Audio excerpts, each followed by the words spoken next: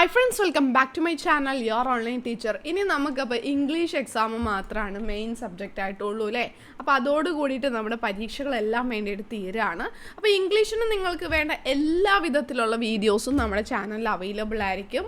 Pass മാർക്കിനും double പാസിനും A+നും full മാർക്സിനും എല്ലാ തരത്തിലുള്ള grammar, summary, poem എല്ലാം ഉണ്ടാകും കേട്ടോ. അപ്പോൾ അതിന് വേണ്ടിയിട്ട് ചാനൽ ഫോളോ ചെയ്യുക. ഇടയ്ക്കിടയ്ക്ക് ചാനൽ പേജ് കയറി നോക്കുക, കാരണം നോട്ടിഫിക്കേഷൻസ് വരില്ല ഒരു ദിവസം ഒരുപാട് വീഡിയോസ് ചെയ്യുന്നത് കൊണ്ട് കേട്ടോ. അപ്പോൾ നമ്മൾ ഈ വീഡിയോയിൽ ഫുൾ ചാപ്റ്റേഴ്സ്, പോയം ഇൻക്ലൂഡഡ് അല്ല, പോയം സെപ്പറേറ്റ് ആയിട്ട് ചെയ്യാം. ഫുൾ ചാപ്റ്റേഴ്സ് ഇതുവരെ ചാപ്റ്റർ വായിക്കാനൊന്നും പറ്റാത്ത ആളുകൾക്ക് മനസ്സിലാകുന്നതിന് വേണ്ടിയിട്ട് പെട്ടെന്ന് പറയാനാണ് നോക്കുന്നത്. ഫസ്റ്റ് ചാപ്റ്ററാണ് 3 L's of Empowerment. അതെന്ന് പറയുന്നത് ഇതൊരു സ്പീച്ചാണ്, ക്രിസ്റ്റി ലഗാർഡ് കൊടുക്കുന്ന ഒരു സ്പീച്ചാണ്. വുമൻ എംപവർമെൻറ്റുമായി ബന്ധപ്പെട്ടുള്ള ഒരു സ്പീച്ചാണ്. അതിൽ സ്ത്രീകൾ ഒരുപാട് പ്രോബ്ലംസ് ഫേസ് ചെയ്യുന്നതിനായിട്ട് പറയുന്നുണ്ട്. അവർക്ക് ഈക്വൽ ഓപ്പർച്യൂണിറ്റി ഇല്ല. അപ്പോൾ അവരെ എംപവർ ചെയ്യാൻ ഹെൽപ്പ് ചെയ്യുന്ന 3 L's എന്ന് പറയുന്നതാണ് ലേണിംഗ്, ലേബർ ആൻഡ് ലീഡർഷിപ്പ്. അതിൽ ലേണിംഗ് പറയുകയാണെങ്കിൽ എഡ്യൂക്കേഷൻ വളരെ ഇമ്പോർട്ടൻ്റ് ആണ്. അതാണ് എല്ലാത്തിൻ്റെയും ഫൗണ്ടേഷൻ എന്ന് പറയുന്നത്. ഒരാൾക്ക്, ഒരു സ്ത്രീക്ക് അല്ലെങ്കിൽ ഒരു പെൺകുട്ടിക്ക് എന്തൊക്കെ അവകാശങ്ങളാണ് ഉള്ളത് എന്ന് മനസ്സിലാക്കാൻ അവളെ ലേണിംഗ് ഹെൽപ്പ് ചെയ്യും. then അടുത്തതാണ് ലേബർ. ഒരു സ്ത്രീക്ക് ഫിനാൻഷ്യലി ഇൻഡിപെൻഡൻ്റ് ആകണമെന്നുണ്ടെങ്കിൽ ഒരു ജോബ് ആവശ്യമാണ്. അപ്പോൾ ജോബ് ആണെങ്കിൽ കൂടി അവിടെ ഒരുപാട് പ്രശ്നങ്ങൾ അവർ നേരിടുന്നുണ്ട്. Equal pay for equal work ആയിരിക്കണം. അപ്പോൾ അങ്ങനെ ഡിസ്ക്രിമിനേഷൻ ഒന്നും പാടില്ല. അതിനകത്താണ് ലീഡർഷിപ്പും വളരെ ഇമ്പോർട്ടൻ്റ് ആണ് അല്ലേ. ഒരു സ്ത്രീ അവളുടെ ഫുൾ കഴിവുകളിലേക്ക്, ഫുൾ പൊട്ടൻഷ്യലിലേക്ക് എത്തിച്ചേരാൻ ഹെൽപ്പ് ചെയ്യുന്നത് ലീഡർഷിപ്പാണ്. So women should be ready to take risk എടുക്കാൻ തയ്യാറാകണം. എന്നാൽ മാത്രമാണ് ലൈഫിൽ അവർക്ക് സക്സീഡ് ചെയ്യാൻ വേണ്ടിയിട്ട് പറ്റുള്ളൂ. then അടുത്തതാണ് മാച്ച് ബോക്സ്. ആശാപൂർണ്ണ ദേബിയുടെ ഒരു സ്റ്റോറിയാണ് മാച്ച് ബോക്സ് എന്ന് പറയുന്നത്. ഇതിൽ നൊമിതയെ പറ്റിയിട്ടുള്ള സ്റ്റോറിയാണ് പറയുന്നത്. ഒരു ടിപ്പിക്കൽ വില്ലേജ് വുമൺ ആണ്. അവളുടെ ഹസ്ബൻഡുമായിട്ട് വഴക്കിടുന്നതാണ്, അജിത്തുമായിട്ട് വഴക്കിടുന്നത് നമുക്ക് കാണാം. അജിത്ത് റിച്ച് ആണ്, പണക്കാരനാണ്, എന്നാൽ അത്ര മനുഷ്യത്വം ഒന്നുമുള്ള ആളല്ല, അല്ലെങ്കിൽ കെയറിങ് ആയിട്ടുള്ള ഒരു ഹസ്ബൻഡ് അല്ല. നൊമിതയ്ക്ക് എപ്പോൾ ഒരു ലെറ്റർ വന്നിട്ടുണ്ടെന്നുണ്ടെങ്കിൽ നൊമിതയുടെ പെർമിഷൻ ഇല്ലാതെ ആളത് ഓപ്പൺ ചെയ്ത് വായിക്കും. ചില സമയത്ത് അത് പുള്ളി നൊമിതയെ കാണിക്കുക പോലും ചെയ്യാറില്ല. അപ്പോൾ it was a letter from her poor widowed mother. വിധവയായ സ്വന്തം അമ്മയുടെ അടുത്തു നിന്നുള്ള ലെറ്ററാണ്. അതാണ് അവളിൽ നിന്ന് മറച്ചു വെച്ചത്. അതോട് അവൾക്ക് ദേഷ്യം വരുന്നു, അവളുടെ കൺട്രോൾ ലോസ് ആകുന്നു. അപ്പോൾ അവൾ അജിത്തിനെ എന്തൊക്കെയോ പറയുന്നു, അജിത്ത് തിരിച്ച് അവളെ ഇൻസൾട്ട് ചെയ്യുന്നു. സോ ആ ഒരു ക്വാറലിൽ നിന്ന് ജയിക്കുന്നതിന് വേണ്ടിയിട്ട് അവളുടെ സാരിയുടെ തുമ്പ് കത്തിക്കുകയാണ്. അങ്ങനെ വരുമ്പോൾ മാത്രമാണ് അജിത്ത് എന്താകുന്നത്, അജിത്തിനൊരു പേടി വരുന്നതും ദെൻ അജിത്ത് കൂളാകുന്നതും. ദെൻ ഇവിടെ നൊമിത എന്ന് പറയുന്നത് ഇന്നസെൻ്റ് ആൻഡ് ബോൾഡ് ആയിട്ടുള്ള ഒരു ക്യാരക്ടറായിട്ടാണ് നൊമിതയെ കാണിക്കുന്നത്. അതുപോലെ തന്നെ ഒരു ഹെൽപ്ലെസ് വിക്റ്റിമാണ്. ഇവിടെ അവൾക്ക് ഒരു വിദ്യാഭ്യാസമോ അല്ലെങ്കിൽ ഒരു ഫൈനാൻഷ്യൽ ഇൻഡിപെൻഡൻസോ ഒന്നും ഇല്ലാത്തത് കൊണ്ട് തന്നെ അവൾ ഇവിടെ ഈ അജിത്തിൻ്റെ അടുത്ത് നിന്ന് രക്ഷപ്പെടാൻ പറ്റാതെ അവിടെ ലോക്കായി കിടക്കുന്ന രീതിയിലാണ് ഇതിൽ കാണിക്കുന്നത്. അപ്പോൾ ഇതിൽ ഈ സാരി കത്തിക്കുന്നതുമായി ബന്ധപ്പെട്ട് കാണിക്കുന്നതിന് 2 ഒപ്പീനിയൻ ഉണ്ട്. ഒന്ന്, അവളുടെ ഒരു പക്വതയില്ലായ്മ, ഇമ്മച്വർ സ്വഭാവമായിട്ടും പറയാം. അതല്ലെങ്കിൽ അവളുടെ ബ്രേവ്നെസ്, അവളുടെ ആ ഒരു ധൈര്യമായിട്ടും പറയാം. അത് നിങ്ങൾക്ക് എങ്ങനെ വേണമെന്നുണ്ടെങ്കിലും എടുക്കാൻ വേണ്ടിയിട്ട് പറ്റും. അപ്പോൾ അതിൽ നൊമിതയുടെ ആ ഒരു നിസ്സഹായാവസ്ഥയും അതുപോലെ ഒരു ടിപ്പിക്കൽ ഇന്ത്യൻ ഹസ്ബൻഡായിട്ട് അജിത്തിനെയും ഇതിൽ പോർട്രേ ചെയ്യുന്നത്. മൂന്നാമത്തേതാണ് ഹൊറഗെലു. അത് സുധാമൂർത്തിയുടെ ഒരു അനക്ഡോട്ടാണ്. അതിൽ അവരുടെ ജീവിതത്തിൽ നിന്നുള്ളൊരു ചെറുപ്പത്തിൽ സംഭവിച്ച ഒരു കാര്യം എടുത്തു പറയുന്നതാണ്. ഗ്രാൻഡ് ഫാദറെ പറ്റിയിട്ടാണ് പറയുന്നത്. ഗ്രാൻഡ് ഫാദർ ഒരു റിട്ടയർഡ് സ്കൂൾ ടീച്ചറാണ്, മാത്രമല്ല നല്ലൊരു ലിസണർ കൂടിയാണ്. എപ്പോഴും അവരുടെ നാട്ടിലൊരു വലിയൊരു ബനിയൻ ട്രീ ഉണ്ട്, ആൽമരമുണ്ട്. ആൽമരത്തിൻ്റെ ചോട്ടിൽ ചെന്നിരുന്നിട്ട് അവിടെ ഇരുന്നിട്ട് ആളുകളുടെ പ്രശ്നങ്ങളെല്ലാം കേൾക്കും. He listen to others problems silently എല്ലാവരുടെയും പ്രശ്നങ്ങൾ കേൾക്കും. People share the troubles with him. ആളുകൾ അവർ ഫേസ് ചെയ്യുന്ന ട്രബിൾസ് അദ്ദേഹത്തിനോട് പറയും. അങ്ങനെ അവർ കുറച്ച് റിലാക്സ്ഡ് ആകും. അപ്പോൾ അത് അവരുടെ ബേർഡൻസ് കുറച്ചുകൂടി എളുപ്പമാക്കാൻ സഹായിക്കാറുണ്ട്. അങ്ങനെ ഇരിക്കാതെ കുറേ കാലം കഴിഞ്ഞിട്ട് ജോലിക്ക് ചെല്ലുമ്പോൾ രത്ന എന്ന് പറഞ്ഞൊരു കൊളീഗിനെ പരിചയപ്പെടാണ്. അത് സ്മാർട്ടാണ്. അവൾ എന്ത് ചെയ്യാറുണ്ട്, ആളുകളുടെ പ്രോബ്ലംസ് സിമ്പതിയോട് കൂടിയിട്ടും ജഡ്ജ്മെൻ്റ് ഇല്ലാതെയും കേൾക്കാറുണ്ട്. മറ്റുള്ള ആളുകളുടെ പ്രോബ്ലംസ് എപ്പോഴും കോൺഫിഡൻഷ്യൽ ആയിട്ടാണ് രത്ന വയ്ക്കാറുള്ളത്. ആരോടും ഗോസിപ്പ് ചെയ്യാറില്ല. Both of them did great social service. അപ്പോൾ ഇങ്ങനെ രത്നയെ കണ്ടപ്പോൾ തൻ്റെ ഗ്രാൻഡ് ഫാദറിന് ഓർമ്മ വന്നു. അപ്പോൾ രണ്ടുപേരും ഒരു ഹ്യൂമൻ ഹൊറഗെലു അല്ലേ എന്നുള്ളൊരു ചിന്ത ആർക്ക് വന്നു, സുധാമൂർത്തിക്ക് വന്നു. ദെൻ അടുത്തതാണ് അമിഗോ ബ്രദേഴ്സ്. അമിഗോ ബ്രദേഴ്സ് എന്ന് പറയുന്ന 2 ടീനേജേഴ്സ്, ഫെലിക്സ് ആൻഡ് ആൻ്റോണിയോയുടെ സ്റ്റോറീസ് ആണ്. അവർ ക്ലോസ് ഫ്രണ്ട്സ് ആണ്. അവരുടെ ഡ്രീം എന്ന് പറയുന്നത് വേൾഡ് ബോക്സിംഗ് ചാമ്പ്യൻസ് ആകാനാണ്. അതിന് വേണ്ടിയിട്ട് അവരവരുടെ ഡ്രീം ഫുൾഫിൽ ചെയ്യാൻ വേണ്ടി ഒത്തിരി ഹാർഡ് വർക്ക് ചെയ്യാറുണ്ട്. അപ്പോൾ ഒരു തവണ അവർക്ക് പരസ്പരം അങ്ങോട്ടും ഇങ്ങോട്ടും ഫൈറ്റ് ചെയ്യേണ്ടി വന്നു. അതൊരു ഫിയേഴ്സ് ഫൈറ്റ് ആയിരുന്നു.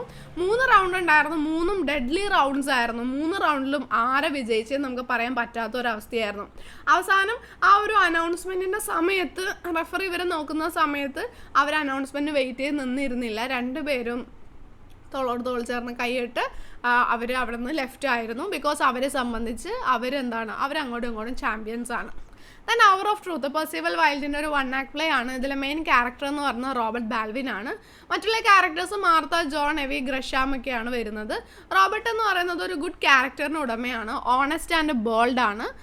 ഗ്രഷാം ഓഫർ ചെയ്ത ബ്രൈബ് അദ്ദേഹം അക്സെപ്റ്റ് ചെയ്തില്ല. ആ ബ്രൈബ് മണി, അതായത് ആ കൈക്കൂലി അക്സെപ്റ്റ് ചെയ്യുമെന്ന് പറഞ്ഞിട്ട് തന്നെ കുടുംബം അദ്ദേഹത്തിനെ പ്രേരിപ്പിച്ചെങ്കിൽ പോലും അദ്ദേഹം അക്സെപ്റ്റ് ചെയ്തില്ല. അദ്ദേഹം സത്യത്തിനും നീതിക്കും വേണ്ടി നിലകൊണ്ടു. മാത്രമല്ല തൻ്റെ ബെസ്റ്റ് ഫ്രണ്ട് ആയിട്ടുള്ള ഗ്രഷാമിനെതിരെ കോർട്ടിൽ സംസാരിക്കാൻ വരെ അദ്ദേഹം തയ്യാറായി സത്യത്തിന് വേണ്ടിയിട്ട്. ഒരിക്കലും അദ്ദേഹം ഗ്രഷാമിനെ ആ ഒരു ബാങ്ക് പൊളിഞ്ഞ ആ കേസിൽ ഗ്രഷാമിനെ സപ്പോർട്ട് ചെയ്തിട്ടില്ല. അങ്ങനെ ഇരിക്കാതെ ലാസ്റ്റ് തേർഡ് നാഷണൽ ബാങ്കിൽ നിന്ന് മാർഷൽ എന്ന് പറയുന്ന ഒരാൾ വരികയും മാർഷൽ അവിടെ റോബർട്ട് ബാൽവിന് നല്ലൊരു ജോലി ഓഫർ ചെയ്യുകയും ചെയ്തു. അപ്പോൾ അദ്ദേഹത്തിന് ആ ഒരു ഓണസ്റ്റ് ക്യാരക്ടറിന് കിട്ടിയ റിവാർഡാണത്. ദെൻ 3 വീൽഡ് റെവല്യൂഷൻ എന്ന് പറയുന്നത് ഇന്ത്യയിലെ ടോപ്പ് 30 യൂത്ത് ഐക്കൺസിലെ ഒരാളാണ് ഇർഫൻ ആലം. അദ്ദേഹമായിട്ടുള്ളൊരു ഇൻ്റർവ്യൂ ആണ് അതിലുള്ളത്. He try to empower the rickshaw pullers of the country. നമ്മുടെ രാജ്യത്തെ റിക്ഷാ പുള്ളേഴ്സിനെ എംപവർ ചെയ്യാനാണ് നോക്കിയത്. സമാൻ ഫൗണ്ടേഷൻ്റെ ഫൗണ്ടറാണ് അദ്ദേഹം. Rickshaw pullers started making profit by selling things to their കസ്റ്റമേഴ്സിന് റിക്ഷാ പുള്ള ചെയ്തുകൊണ്ട് മാത്രമല്ല എക്സ്ട്രാ സാധനങ്ങൾ വിറ്റും പണം ഉണ്ടാക്കാൻ വേണ്ടിയിട്ട് തുടങ്ങി. അതിനെല്ലാം ഇർഫൻ ആലം സഹായിച്ചു. അപ്പോൾ ഇതിന് വേണ്ടിയിട്ട് മാത്രമല്ല റിക്ഷോൻ്റെ 2 സൈഡും അഡ്വർടൈസ്മെൻറ്റിന് വേണ്ടിയിട്ട് ഉപയോഗിച്ചു. റിക്ഷാ പുള്ളേഴ്സിന് ഓരോ ഡ്രൈവർക്കും ID കാർഡ്, യൂണിഫോമും ബാങ്കിൽ നിന്ന് ലോണും ശരിയാക്കി കൊടുത്തു. അങ്ങനെ സ്വന്തമായിട്ടുള്ള റിക്ഷ പുള്ള ചെയ്ത് അവർക്ക് ഒരു പ്രൗഡ് ഫീലിംഗും വന്നു. അവരും എംപവേർഡായി. അവരെ ഫാമിലീസിന് ഈവനിങ് ക്ലാസ്സസ്, സമാൻ ഗ്യാൻ എന്ന് പറഞ്ഞിട്ട് ഈവനിങ് ക്ലാസ്സസും ഇർഫൻ ആലം അറേഞ്ച് ചെയ്ത് കൊടുത്തു. അങ്ങനെ ഇർഫൻ ആലം ഒരു സക്സസ്ഫുൾ സോഷ്യോ ഓൺട്രപ്രണർ ആണ്, അല്ലെങ്കിൽ ഓൺട്രപ്രണർ ആണെന്ന് നമുക്ക് പറയാം. ദെൻ ദീദി എന്ന് പറയുന്നത് ഷഹീൻ മിസ്രയുടെ ലൈഫ് സ്റ്റോറിയാണ്. അവരുടെ ഡ്രീംസ് ഫുൾഫിൽ ചെയ്യാൻ അവർ ഹാർഡ് വർക്ക് ചെയ്തതാണ്. അപ്പോൾ ഈ ഒരു നമ്മുടെ ഇന്ത്യയിലുള്ള പാവപ്പെട്ട കുട്ടികൾക്ക് വേണ്ടിയിട്ട് ആകാംക്ഷ ഫൗണ്ടേഷൻ എന്ന് പറഞ്ഞിട്ട് ഒരു ഫൗണ്ടേഷൻ സ്റ്റാർട്ട് ചെയ്യുന്നതുമായി ബന്ധപ്പെട്ട് വരുന്ന തടസ്സങ്ങളും തന്നെ അത് സക്സസ്സിലേക്ക് എത്തിയതുമാണ് ഇതിലുള്ളത്. അവർ എപ്പോഴും ഷഹീൻ മിസ്രി ചെറുപ്പത്തിൽ ഓർഫണേജ് വിസിറ്റ് ചെയ്യുമായിരുന്നു. അങ്ങനെ ഒരു തവണ ഓർഫണേജ് വിസിറ്റ് ചെയ്തപ്പോഴാണ് അവരുടെ മൈൻഡ് മാറുന്നത്. അതായത് ഇന്ത്യയിലെ കുട്ടികൾക്ക് വേണ്ടിയിട്ട് എന്തെങ്കിലും ചെയ്യണം എന്നുള്ളൊരു ഇതിലേക്ക് വന്നത്. ദെൻ US സ്റ്റഡീസ് ക്വിറ്റ് ചെയ്തിട്ട് മുംബൈയിലെ സെൻറ്റ് സേവിയേഴ്സ് കോളേജിൽ അഡ്മിഷൻ എടുക്കുകയും ദെൻ അവിടെ നിന്ന് കോളേജിൽ ഇരുന്ന് പഠിക്കാൻ പ്രത്യേകിച്ചൊന്നും ഇല്ല എന്ന് മനസ്സിലാക്കിയിട്ട് ഇന്ത്യയിലെ തെരുവോരങ്ങളിലേക്ക് ഇറങ്ങുകയും ലോ ഇൻകം പീപ്പിളിനെ മീറ്റ് ചെയ്ത് അവരുടെ പ്രശ്നങ്ങളെല്ലാം മനസ്സിലാക്കുകയും ദെൻ അവിടുത്തെ കുട്ടികൾക്ക് ക്ലാസ് എടുത്ത് കൊടുക്കുകയും ചെയ്തു. അങ്ങനെ ഫസ്റ്റ് ആകാംക്ഷ സെൻറ്റർ 1991 സ്റ്റാർട്ട് ചെയ്തത്. പിന്നീട് അത് 58 സെൻറ്ററും 3500 ചിൽഡ്രനും 3 സ്കൂളൊക്കെ ആയിട്ട് ഒത്തിരി അത് വ്യാപിച്ചു. Then when A sapling is planted, ഇതെന്ന് പറയുന്നത് നൊബേൽ പ്രൈസ് കിട്ടിയ വാങ്കാരി മത്തായിയുടെ ഒരു സ്പീച്ചാണ്. ഫസ്റ്റ് ആഫ്രിക്കൻ വിമൻ ആണ് നൊബേൽ പ്രൈസ് കിട്ടുന്നത്, വാങ്കാരി മത്തായി. അപ്പോൾ ഇതിൽ അവർ പറയുന്നത് എന്താണെന്ന് വെച്ചിട്ടുണ്ടെങ്കിൽ നമ്മുടെ എൻവയോൺമെൻറ്റിനെ പ്രൊട്ടക്റ്റ് ചെയ്യേണ്ടതിന് ഇമ്പോർട്ടൻസിനെ പറ്റിയിട്ടാണ് പറയുന്നത്. ഫോറസ്റ്റ് എല്ലാം നമ്മൾ ക്ലിയർ ചെയ്യുന്നതിലൂടെ നമ്മുടെ അവിടുത്തെ ബയോഡൈവേഴ്സിറ്റിയാണ് ഇല്ലാതെയാകുന്നത്, ജൈവ വൈവിധ്യമാണ് ഇല്ലാതെയാകുന്നത്. മാത്രമല്ല കൊമേഴ്ഷ്യൽ ഫാമിംഗ് വന്നതോട് കൂടിയിട്ട് ഫുഡ് ക്രോപ്സിന് പകരം ക്യാഷ് ക്രോപ്സ് കൾട്ടിവേറ്റ് ചെയ്യുന്നതിലൂടെ സ്ത്രീകൾക്ക് അവരുടെ ബേസിക് നീഡ്സ് പോലും മീറ്റ് ചെയ്യാൻ പറ്റാറില്ല. മാത്രമല്ല അതിനൊക്കെ ഏറ്റവും വലിയൊരു സൊല്യൂഷനായിട്ട് അവർ കണ്ടത് ട്രീ പ്ലാന്റിംഗ് ആണ്. അങ്ങനെ 1977 ഗ്രീൻ ബെൽറ്റ് മൂവ്മെൻറ്റ് സ്റ്റാർട്ട് ചെയ്തത്. ആ ട്രീ എന്ന് പറയുന്നത് കെന്യയിലെ സമാധാനത്തിൻ്റെയും ഡെമോക്രസിയുടെയും ജനാധിപത്യത്തിൻ്റെയും ഒക്കെ സിമ്പലാണ്. മാത്രമല്ല ആ ഒരു സ്പീച്ചിൽ അവർ യങ് മെന്നെ വിളിക്കുന്നുണ്ട് നിങ്ങളുടെ ഡ്രീംസ് അച്ചീവ് ചെയ്യാൻ വേണ്ടിയിട്ട്. Achieve there dreams. നമ്മുടെ ആ ഒരു ലോകം, പഴയ ലോകം ആളുകളിലേക്ക് കൊടുക്കാൻ വേണ്ടിയിട്ട് യുവതലമുറക്കാണ് സാധിക്കുക. അതുകൊണ്ട് യുവതലമുറ ഒന്നിക്കണം എന്നെല്ലാം പറയുന്നുണ്ട്. So we should give back to our children their world of beauty and wonder. Then dangers of drug abuse. Medicine എന്ന് പറയുന്നത് നമ്മുടെ ലൈഫിൽ ഇമ്പോർട്ടൻ്റ് ആണ്. പക്ഷേ ഡ്രഗ് അബ്യൂസ് എന്ന് പറഞ്ഞിട്ടുണ്ടെങ്കിൽ ഇല്ലീഗലായിട്ടുള്ള ഡ്രഗ്സ് റിപ്പീറ്റഡ് ആയിട്ട് യൂസ് ചെയ്യുന്നതാണ് ഡ്രഗ് അബ്യൂസ്. ചില ആളുകൾ അവരുടെ പ്രോബ്ലംസ് മറക്കാൻ വേണ്ടിയിട്ട് ഡ്രഗ്സ് യൂസ് ചെയ്യാറുണ്ട്.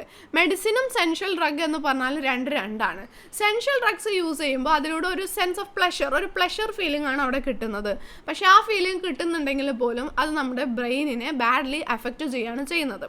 ഒരു സീവിയർ ആയിട്ടുള്ള ഒരു ഡ്രഗ് അഡിക്റ്റിന് അയാൾക്ക് എപ്പോഴും ഒരു ഫിസിക്കൽ ഡിസ്കംഫർട്ട് ആയിരിക്കും. അതായത് അയാൾക്ക് എപ്പോഴും ഒരു സുഖമില്ലാത്ത പോലെ തോന്നും, ഡിസ്കംഫർട്ട് ഉണ്ടാകും. മാത്രമല്ല ഒന്നിനോട് അയാൾ പ്രതികരിക്കില്ല. പക്ഷെ അതുപോലെ തന്നെ ഡ്രഗ് അബ്യൂസിലൂടെ liver disease, venereal disease, kidney problem, heart attack, അങ്ങനെ ഒരുപാട് കാര്യങ്ങൾ വരും. അതിൽ ഏറ്റവും സീരിയസ് ആയിട്ടുള്ള എഫക്റ്റ് എന്ന് പറഞ്ഞാൽ ബ്രെയിനാണ്. ബ്രെയിനിൻ്റെ സെല്ലുകളെല്ലാം നശിച്ചു പോകും. Then post early for Christmas. Post early for Christmas എന്ന് പറയുന്നത് ഒരു വൺ ആക്ട് പ്ലേ ആണ്. ഒരു ഗ്രാമപ്രദേശത്തെ പോസ്റ്റ് ഓഫീസിൽ നടക്കുന്ന ഒരു കാര്യമാണ്. അപ്പോൾ അവിടെ ഒരു പോസ്റ്റർ വെച്ചിട്ടുണ്ട്. പോസ്റ്റ് ഏർലി ഫോർ ക്രിസ്മസ് എന്ന് പറഞ്ഞിട്ട് ഒരു പോസ്റ്റർ വെച്ചിട്ടുണ്ട്. അത് കാണിക്കുന്നത് എന്താണെന്ന് വെച്ചിട്ടുണ്ടെങ്കിൽ ക്രിസ്മസ് സമയമാകുമ്പോൾ ആ തിരക്ക് കൂട്ടാതെ നേരത്തെ തന്നെ നിങ്ങൾ പോസ്റ്റ് ചെയ്യൂ എന്ന് പറഞ്ഞിട്ടാണ്. അല്ല, മിസ്സസ് സ്മിത്തും മിസ്സസ് ജോൺസും ആണ് ആദ്യം തന്നെ കസ്റ്റമേഴ്സായിട്ട് വരുന്നത്. പിന്നെ ഒരു ചെവി കേൾക്കാൻ വയ്യാത്തൊരു അപ്പാപ്പൻ വരുന്നുണ്ട്. അപ്പാപ്പൻ്റെ കുറേ കോമഡീസ് അവിടെ നമുക്ക് കാണാൻ പറ്റും. പിന്നെ ഒരു ഫസ്റ്റ് ഓൾഡ് ലേഡി അവരുടെ പൂച്ചയ്ക്ക് പറ്റി മരുന്ന് ചോദിച്ചുകൊണ്ട് കയറി വരുന്നത് കാണാൻ പറ്റും. പിന്നെ ഒരു ഫാമർ വരുന്നത് കാണാൻ പറ്റും. പിന്നെ മിസ്സസ് ഹിഗിങ്സും അവരുടെ കുറുമ്പനായിട്ടുള്ള മകൻ ബേർട്ടിയും വരുന്നത് കാണാനൊക്കെ സാധിക്കും. then എല്ലാവരും കൂടി കണ്ടുമുട്ടി അങ്ങനെ അവർ ആ ഒരു ലണ്ടൻ പോസ്റ്റ് ഓഫീസിൽ ഒരു ടൈം ബോംബ് കണ്ടുപിടിച്ചതിൻ്റെ കാര്യമൊക്കെ അവരിങ്ങനെ ഡിസ്കസ് ചെയ്യും. അങ്ങനെ ഇരിക്കാലെയാണ് ഒരു ഫോറിൻ ടൂറിസ്റ്റ് ഒരു വലിയ ലാർജ് നീഡ്ലി പാക്കഡ് പാഴ്സൽ കൊണ്ടുവന്നിട്ട് ഇത് സൂക്ഷിച്ച് അയക്കണേ, ഇത് കറക്റ്റ് സമയത്തിന് കിട്ടില്ലേ എന്നൊക്കെ ചോദിച്ചുകൊണ്ട് പോകുന്നത്. അപ്പോൾ പുള്ളി പോകുന്ന സമയത്ത് പുള്ളിയുടെ ഗ്ലൗസ് അവിടെ ഊരി വെച്ചിട്ടുണ്ട്, അത് എടുക്കാൻ മറന്നുപോയി. ദെൻ അങ്ങനെ ഇരിക്കാതെ ഇവരെല്ലാവരും സംസാരിച്ചുകൊണ്ടിരിക്കുന്ന സമയത്ത് ബെർട്ടി ഈ പാഴ്സലിൻ്റെ ഉള്ളിൽ നിന്ന് ഒരു ടിക് ടിക് ടിക് സൗണ്ട് കേൾക്കുകയാണ്. സൗണ്ട് കേൾക്കുമ്പോൾ ഇത് ബോംബാണെന്ന് ഫാർമർ ചാടി കയറി പറയുന്നു. ദെൻ പോലീസിനെ വിളിക്കുന്നു. പോലീസ് വന്ന് നോക്കുന്നു. ബോംബ് ഡിഫ്യൂസ് ചെയ്യാൻ വേണ്ടിയിട്ട് പോസ്റ്റൽ അസിസ്റ്റൻറ്റ് പോയി ബക്കറ്റ് വെള്ളം കൊണ്ടുവരണു, അതിലേക്ക് ഒഴിക്കുന്നു. അപ്പോഴത്തേക്കും ഈ ടൂറിസ്റ്റ് തിരിച്ചു വരാണ്. ആ ഒരു ഗ്ലൗസ് എടുക്കാൻ മറന്നത് നോക്കിയിട്ട് ടൂറിസ്റ്റ് വരുമ്പോൾ എന്താണ്, തൻ്റെ പാഴ്സലിലേക്ക് വെള്ളം ഒഴിച്ച് ആകെ നശിപ്പിച്ച് വെച്ചേക്കാണ്. പുള്ളിക്ക് ഭയങ്കര ദേഷ്യം വരുന്നു. അവരെല്ലാവരും ചീത്ത പറയുന്നു, പോലീസ്മാനെ ചീത്ത പറയുന്നു. ഇവിടെ ഞാൻ ഒരിക്കലും പോസ്റ്റ് ചെയ്യില്ല എന്ന് പറയുന്നു. അത് നോക്കുമ്പോൾ അദ്ദേഹത്തിൻ്റെ ഫ്രണ്ടിനെ അയക്കാൻ വെച്ച ഒരു ക്ലോക്കായിരുന്നു അത്. അങ്ങനെ ലാസ്റ്റ് ഇതോട് കൂടിയിട്ട് പോസ്റ്റൽ അസിസ്റ്റൻ്റ് എല്ലാം മടുത്തു. അതോട് കൂടിയിട്ട് എന്ത് ചെയ്യാണ്, അതോടുകൂടിയിട്ട് പോസ്റ്റൽ അസിസ്റ്റൻ്റ് ഇതെല്ലാം മടുത്തിട്ട് ഇനി ഞാൻ ഇതിനെക്കാട്ടിലും നല്ലത് വേറെ സ്ഥലത്ത് ജോലി ചെയ്യാനാണ്, താഴെയുള്ള വെറ്റിനറിയിൽ പോകുകയെന്നൊക്കെ പറഞ്ഞുകൊണ്ട് അങ്ങനെ അത് എൻഡ് ചെയ്ത് പോകുന്നു.